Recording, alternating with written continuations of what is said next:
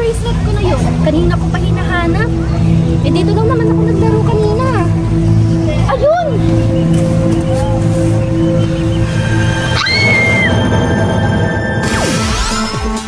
Mapagpalang umaga sa inyong lahat.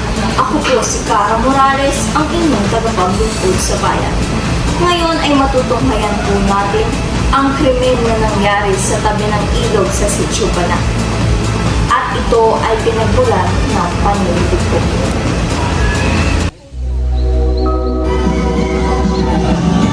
Nak, hindi mo kayo darang marinig mo pa. Eh, ma'am, init dun sa kaya ako. Eh, mainit na kayo, iniinit ko kayo. Bilisan mo nga doon. Yun na.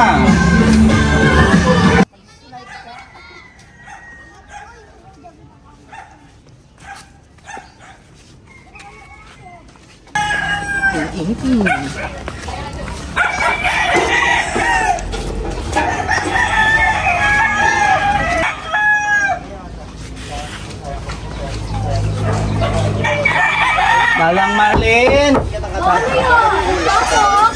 Pasok lang. Ito nga pala, pinakabigay ni Mama. Thank you! Ano gusto mo? Ano, okay lang ako, okay lang ako. Sure ka? Oo. O sige, maraming salamat. Oo na ako ha, sige, ingatin. Ah! Huwag kayo mag-away para sa laruan lang. Be! Be! Oh! Pupunta mo nga ako sa waiting, baka nanalo na kami dun, ha? Sige, bahala ka. Sige.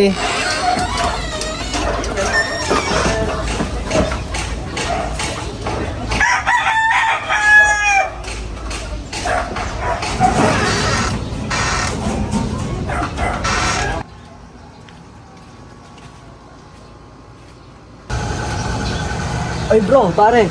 Anong lumabas ngayon, pre? 724 pre. 724? Numero ko yun, ah. Oh bro, thank you so much, bro. Butang na, Inuman sige. tayo mamaya, bro, ah. Sige bro. Hey, bro.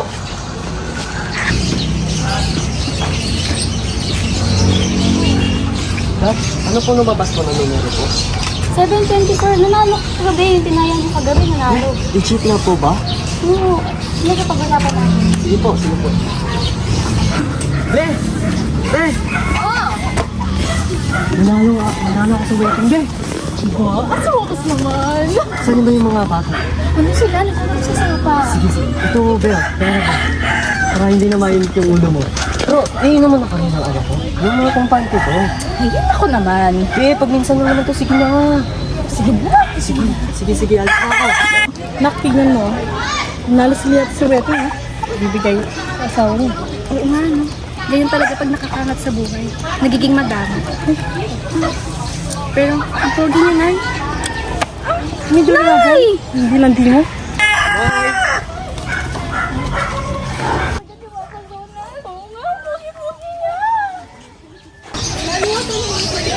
Oy, pre, Mar, pre, tol, inuman kayo dun sa amin, Nanalo tol. ka yata! Balita ako nanalo ka Oo, sa solid, wedding! tol. Solid, tol. Papainom ka niyan, no? O, tara, mag-inuman tayo. Siyempre, namalo ako, pre. Sige, tara! Tara. tayo! Inuman. Balita ko sa inyo, tol, kung paano ako nanalo, tol, ha? Basta, napakaswerte ng araw ko, tol. Kasi Buti mag-iinuman na tayo. lang!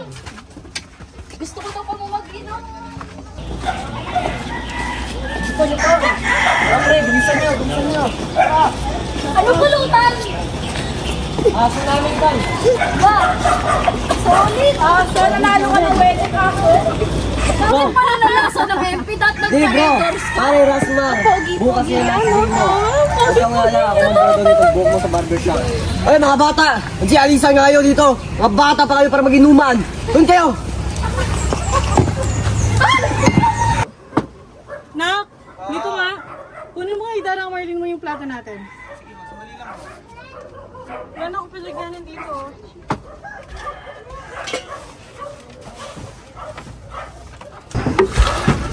Oh, napano ka? Eh paano kasi si Bato Roland pinauwi ako? Bakit anong ginagawa mo doon? Sinabihan ko lang naman siya ng pogi ah. Ba't ginagawa mo si Pogi? Pogi naman kasi talaga. Doon na! Ano ba yan, Nay? Darang Marlin, Oo. yung plato po sabi ni Mama.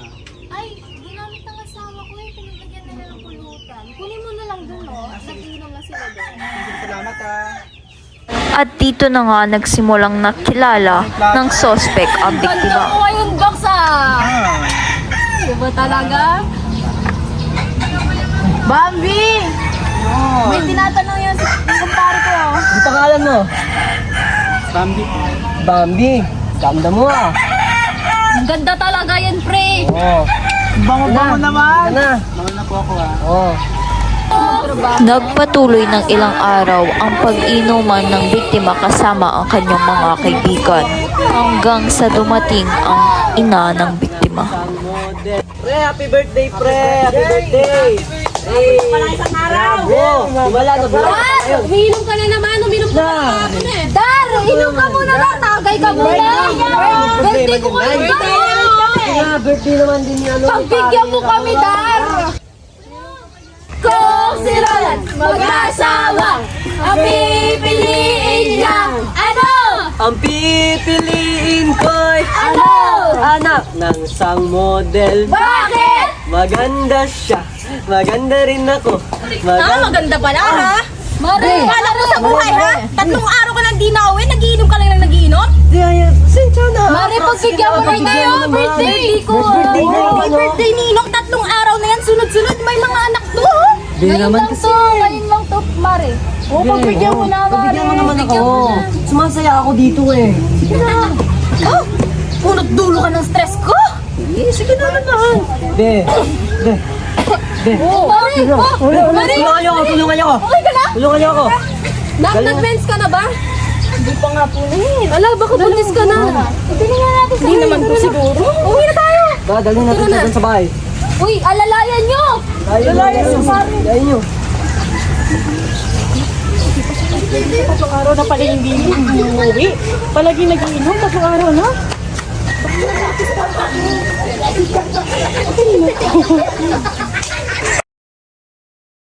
Habang sila ay nag-iinuman, patuloy na kinukuha ng suspect ang loob ng asawa ng biktima. Okay, namumroblema ako eh. Bakit? Eh, kailangan ko magtrabaho niyan buong gabi. Kaso hindi magbabantay sa mga anak ko.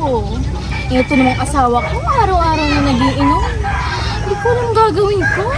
Kung sa'yo ako na mag-alaga sa mga bata. Ay, naku, hindi na.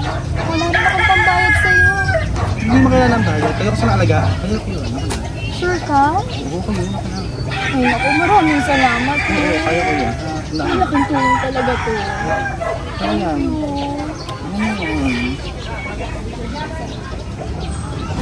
Tingnan mo yung baklang yan.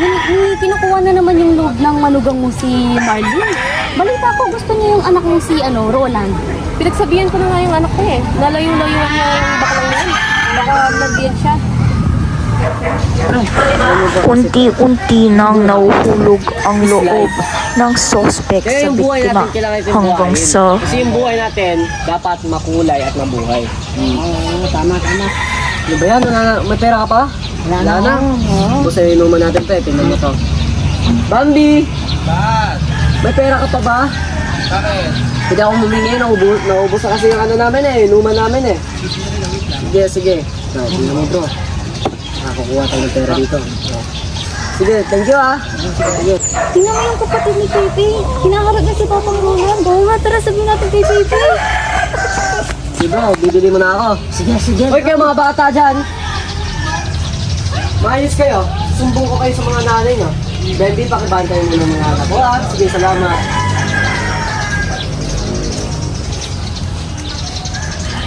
Uy, Pepe, yung kapatid mo hinaharap si Papang Roland. Ano? Saan? Doon no? Susubok ka rin sa mama ko. patuloy na ginamit ng biktima ang suspect upang mayroon siyang pera para sa kanyang bisyo.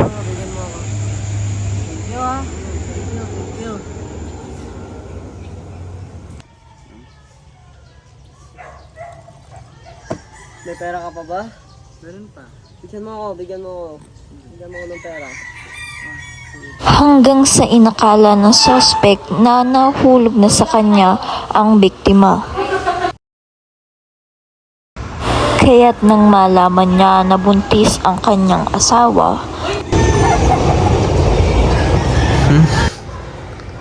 Ano to? Bakit parang lumalaki yung tiyan ng babae to? Marlene, paano lumalaki ate yung tiyan mo? Oo. Mag-aapat na buwan na kasi ako. Congrats ha. Salamat. Nang malaman niyang buntis ito, ay tuluyan ng sumama ang loob ng sospek. Handa ka sa akin, Roland.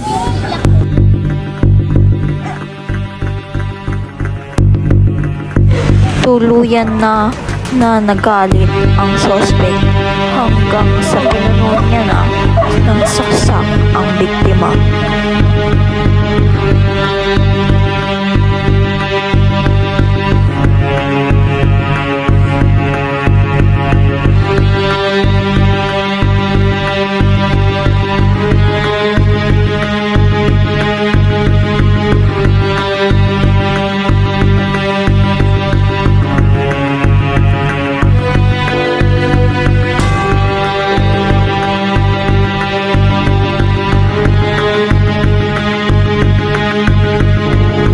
Ang biktima ay natagpuan ng isang residente sa oras na alas 10 ng gabi.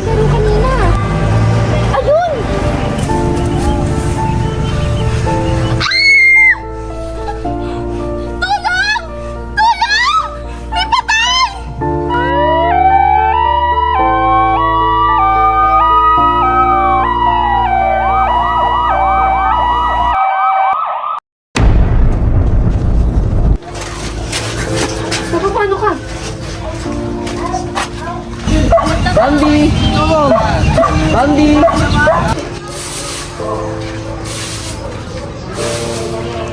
Mare, napark yung anak mo doon. Dumadaan lang ako, parang nababalik. Mare, parang nawawala ko na din sa sarili mo. Ha? Miss, yung anak ko nga pala. Ilang araw na nga umuwi yun eh. Ganun ba? Yung nga pala, Mare. Condolence nga pala ha. Sige, muna na.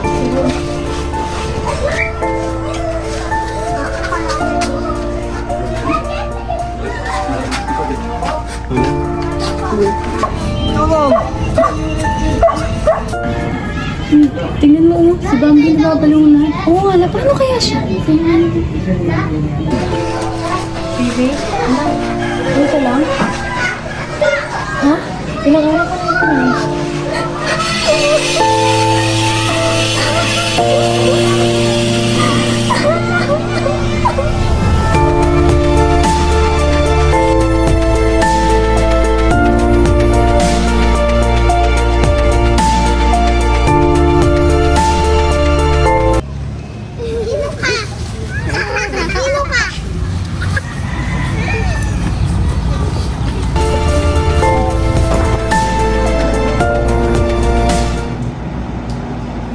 Ay, ang init.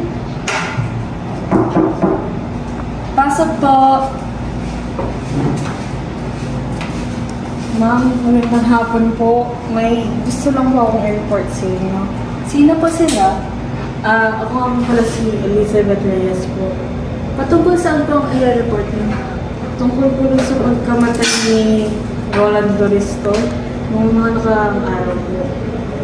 May nakuha pa po kami report patungkol din ng isang araw. Sandali lang po.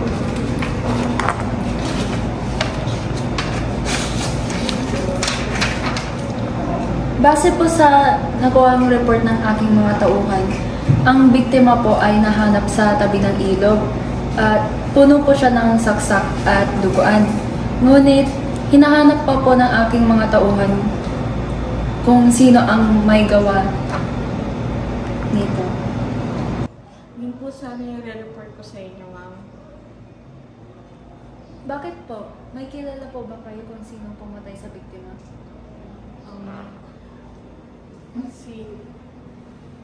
Yung anak ko po na si Bambi Reyes. Pero ma'am, alam ko naman kung hindi niya kayang gawin niya ng walang rason. Pinunod ko po ng maayos yung anak ko, pati nung po yung bata. Alam ko naman po yan, pero mali pa rin po ang ginawa ng anak niyo dahil lumalabag po ito sa batas.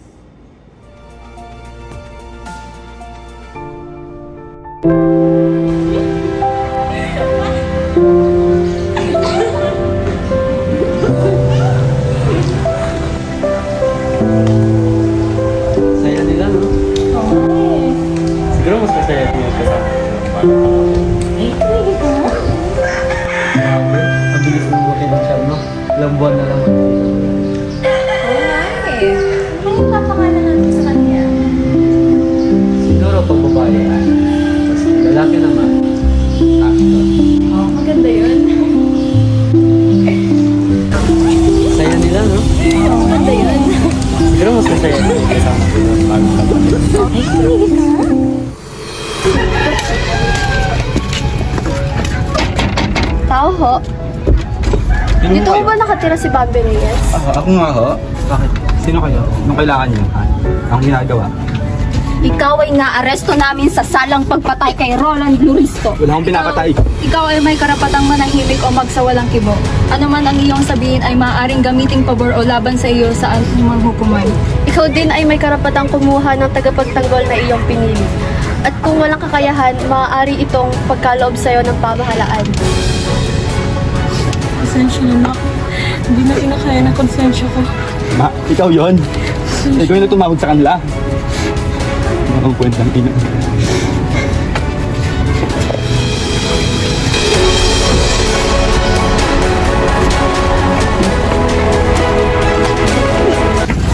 Tingnan mo si Bambi oh. Parang kaya siya na-arresto. Ano kayang ginawa niya? Alam mo ba, may nabalitaan ako. Siya daw yung pumatay kay ano? Roland.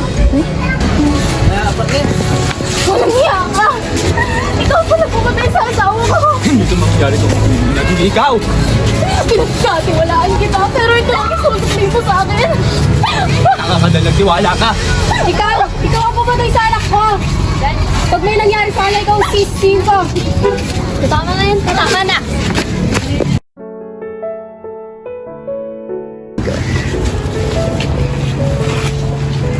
Mahigit 5 taon na nakalipas. Kamusta na kaya siya? Oo nga eh. Kamusta na kaya siya? Namimiss ko na rin yung anak ko eh. Pare, kumusta na? Okay na naman. O sige, mauna muna ako. Sige na eh. Pasensya ka na, hindi na nakarating si Pisong tsaka si Efren na. Okay lang. Dinadalaw lang naman natin. Pare, sayang wala ka na. Mag-iinom pa tayo eh. Nang iwan ka naman. Pero, kung nasan ka man, gabayan mo na lang kami pati mga pamilya mo ah. Sige Mare, mauna na kami. Salamat na nga lang ni Sige. Sabi ko, sige, salamat. Saya nila, no? Saya. Ganda yun. Siguro mas masaya kung kasama ko yung bago ka.